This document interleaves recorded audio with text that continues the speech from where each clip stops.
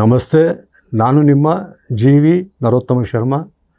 ನಿಮ್ಮ ಸಂಯುಕ್ತ ಕರ್ನಾಟಕ ಯೂಟ್ಯೂಬ್ ಚಾನಲ್ಗೆ ಸ್ವಾಗತ. ಈ ದಿನ ನಾವು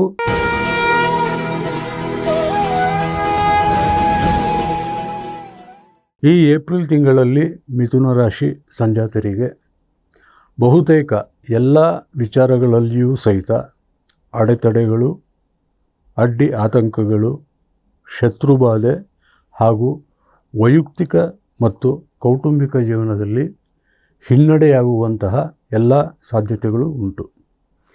ಏಕೆಂದರೆ ಸ್ವತಃ ರಾಶಿಯಲ್ಲಿಯೇ ಗುರುವಿನ ಸಂಚಾರವಿದ್ದು ಕರ್ಮಸ್ಥಾನದಲ್ಲಿ ಶನಿಯ ಸಂಚಾರವಿರುವುದರಿಂದ ವೈಯಕ್ತಿಕ ಜೀವನ, ಕೌಟುಂಬಿಕ ಜೀವನ ಈ ತಿಂಗಳಲ್ಲಿ ಹಲವಷ್ಟು ಸಮಸ್ಯೆಗಳನ್ನು ಹಾಗೂ ಸಂದಿಗ್ಧ ವಿಷಮ ಪರಿಸ್ಥಿತಿಗಳನ್ನು ನೀವು ಎದುರಿಸುವಂತೆ ಮಾಡುವ ಎಲ್ಲ ಸಾಧ್ಯತೆಗಳು ಉಂಟು.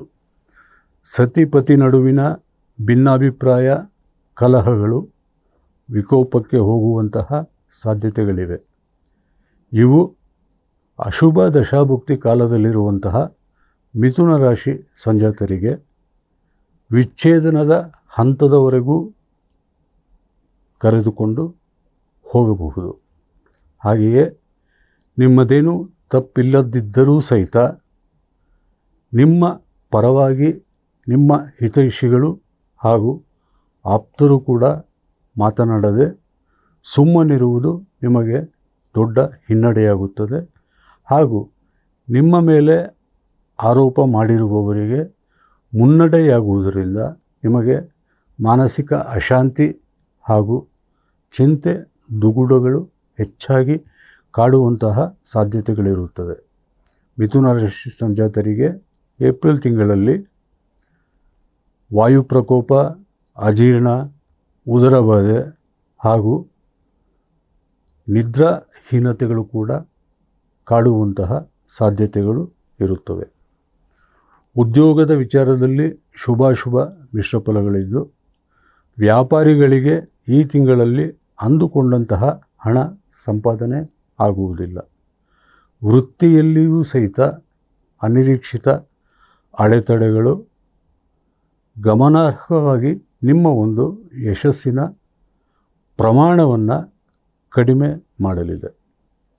ಮದುವೆಗಾಗಿ ನೀವು ಪಡುತ್ತಿರುವಂತಹ ಪ್ರಯತ್ನಗಳು ನೀವು ಅಂದುಕೊಂಡಂತಹ ಉತ್ತಮ ಶುಭ ಫಲಗಳನ್ನು ನೀಡುವುದಿಲ್ಲ.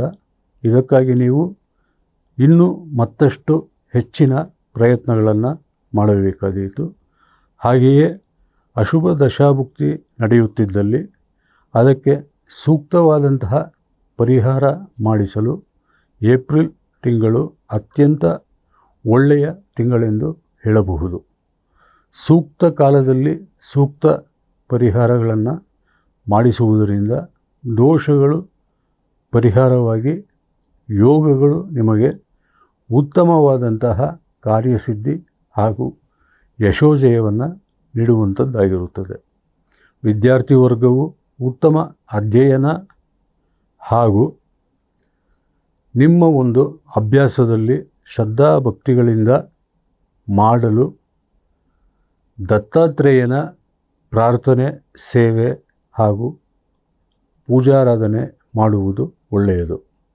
ದತ್ತಮಾಲಾ ಸ್ತೋತ್ರ ಪಠಿಸುವುದರಿಂದ ಅಥವಾ ದತ್ತಾತ್ರೇಯ ದ್ವಾದಶನಾಮ ಸ್ತೋತ್ರ ಪಠಿಸುವುದರಿಂದ ವಿದ್ಯಾರ್ಥಿ ವರ್ಗಕ್ಕೆ ಉತ್ತಮ ಶ್ರದ್ಧಾ ಭಕ್ತಿಯಿಂದ ಉತ್ತಮವಾದಂತಹ ನೆನಪಿನ ಶಕ್ತಿಯು, ಸ್ಮರಣ ಮತ್ತು ಗ್ರಹಣ ಶಕ್ತಿಯು ಲಭ್ಯವಾಗಿ ಒಳ್ಳೆಯ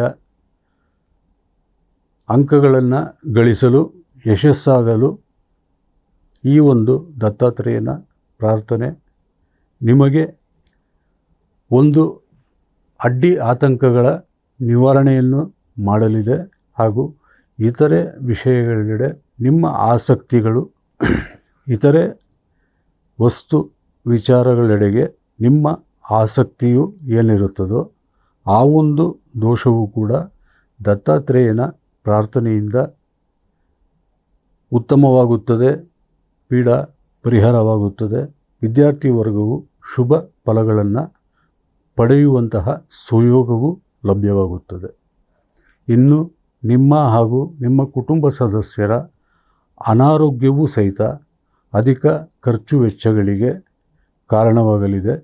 ಇದರಿಂದ ಆರ್ಥಿಕ ಅಸಮತೋಲನ ಉಂಟಾಗುವಂತಹ ಎಲ್ಲ ಸಾಧ್ಯತೆಗಳು ಉಂಟು.